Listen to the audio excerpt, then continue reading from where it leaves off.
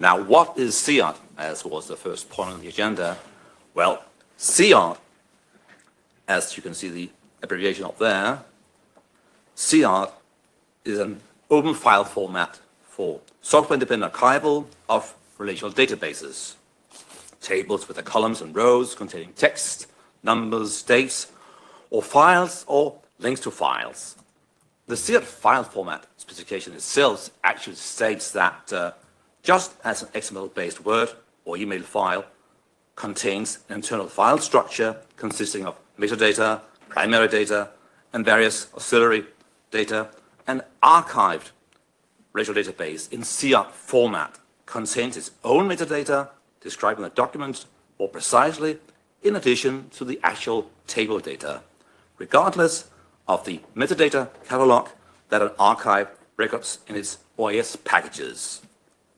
The SIARD format is based on open standards, including the ISO SQL, the Worldwide Consortium, W3C Consortium for XML, the Unicode Standard, ISO ZIP, and the Internet Engineering Task Force URI Internet Standard.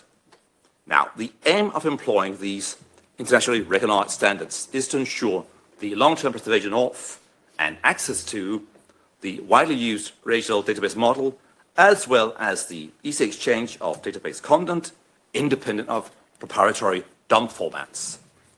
Next slide, please. Now, where does SIARD fit into the landscape of digital archiving? Well, do you note that the SIARD file format specification mentioned OIS packages? Now, digital archiving is not supposed to be rocket science. Nevertheless, NASA's Consultative Committee for Space Data Systems found it necessary to create the reference model for an open archival information system, the OIS. We often use the reference model for OIS to lay out the landscape. And in that context, a relational database in SIARD file format belongs inside an information package, an IP, a ZIP, an AP, a DIP, as the content data object in OIS terms or primary data in more common terms. Next slide, please. Now, the SIARD specification states that the SIARD format is assigned entirely independently of package structures. As it says, it should be noted that the SIARD format is only the long-term storage format for a specific type of digital documents, relational databases, and is therefore designed entirely independently of package structures such as the ZIP, AP, and DIP in the OIS model. It is assumed that a database in SIARD format is archived as part of such an information package, together with other documents, externalized large object files, translations maps, for external file names, database documentation, business documents relevant to the understanding of the database, etc. In this presentation, the focus is on the SIARD file format itself and not on how to package it. Next slide, please. Right.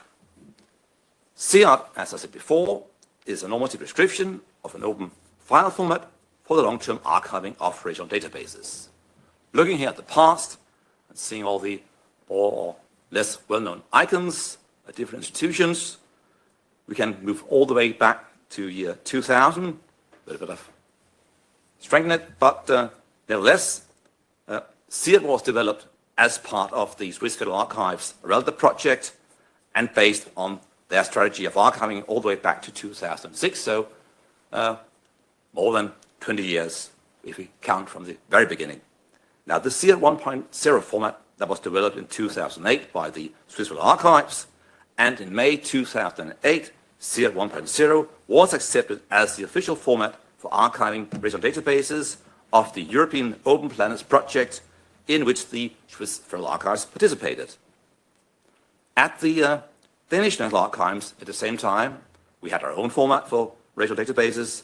We found the SIARD format interesting, and in 2010, we created a Danish variant named SIARD supporting large objects, files in other words, outside the SIARD file. We imagined it would only be a few years before a new version of SIARD supporting SQLmet, management of external data, that's a part of the SQL standard, would arrive, and then we could retire SIARD. In 2012, we had an OPF, Open Preservation Foundation, hackathon workshop on database archiving, and the participants supported SIARD as a common format. Nevertheless, SIARD 2.2, supporting SQL MBD, arrived 11 years later, and at the DNA, we are still using SIARD, as you will hear about in a later presentation regarding access. Now we are working on to move on to SIARD 2.2, or who knows, maybe it'll be 2.3 before we get there. The SIARD 2.0 format that was developed in 2015 by the Swiss Federal Archives and the first E-ARK project. And then later on, the SIARD 2.1 format was developed by the Swiss Federal Archives, supported by COST-SECO at the end of the E-ARK project. We also had a review for that version, and finally, the SIARD 2.2 format was developed in 2019 to 2021 as part of E-ARK 3. And at the bottom, you can see we also had down there the SIARD, the content information type for how to package SIARD in an E-ARK CSIP as such. Moving on to the next slide. We have the development of SIARD, the present and the future. Currently, we are still here with SIARD 2.2, and naturally, hopefully, we will see a new versions come up as the need will arise. And in fact, the need is already there in certain areas, which I will be talking about very soon. Now, looking at the present on the next slide, we can ask ourselves why we still need SIARD. Now, the relational database is in fact still the most widespread and dominant form of organizing structured statistical information. We still have, and I'll also look at that, other kinds of databases, and we'll hear more about that in a later presentation. Nevertheless, when it comes to the relational databases, we still have that very limited interoperability of proprietary database management systems. And more than that, we have the problem about that their SQL is still dialects specific to each of those products. And further, we need also to have persistent data outside the relational database systems as such. So there are many good reasons for why we still need SIARD these days. Next slide, please. Now, the development and release of new versions, that is coordinated in the DILSA Sport, which is associated with the DILM Forum, created by the Commission more than 30 years ago, and is following, by the way, procedures proposed by the Swiss Federal Archives. The Swiss Federal Archives is represented in the DILSA Sport, as well as in the DILM Forum, together with other archives using SIARD. Now, most issues that we look at the DILSA Sport, the Sport work group working with SIARD, most issues there about the interpretation of the specification and the request for new features in the SIARD file format specification. Some issues about packaging SIARD, they are directed towards the SITS SIARD. Some issues they are about tools using SIARD, they are directed towards the supporters of these tools. And some issues are about the interoperability of the tools and relate to both interpretation of the specification and the tools. We are receiving issues from Canada to Singapore and from New Zealand, Norway, showing the interest in using SIARD. In Denmark, hundreds of databases are archived each year in SIARD, and in fact, we are also seeing lots of other countries receiving more and more databases. Some of those that we receive in Denmark they are in fact archived partially with open source tools supporting SIARD, such as Database Processing Toolkit and SIARD Suite. Next slide, please.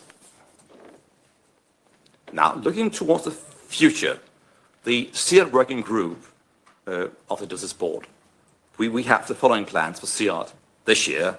First of all, solving more issues and faster. They are to be seen on our GitHub page.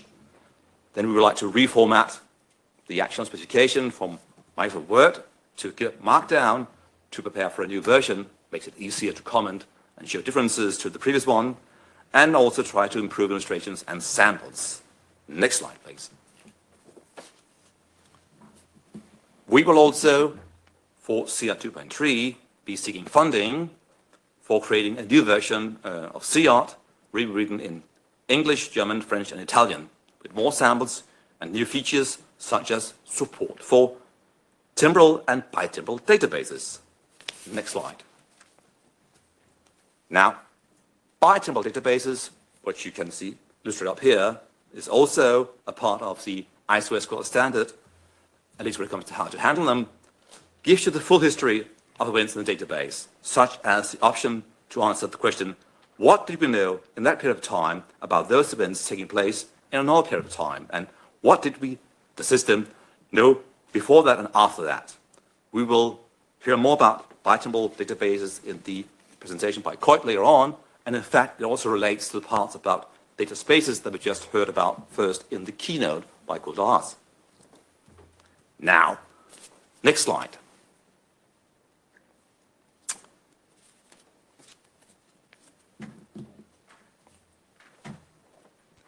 The part about working together is important, and for that reason, the DOSIS board and the eArchiving block created a relational database archiving interest group to discuss and share the best practices on database archiving. We have a list that you can join, and we'd also like to emphasize that apart from joining this mailing list, we'd also like you to join the group where most discussions these days takes place, not just by writing, but also in video conferences. That is namely the International Database Archiving Working Group that you will hear about in the next presentation. Thank you.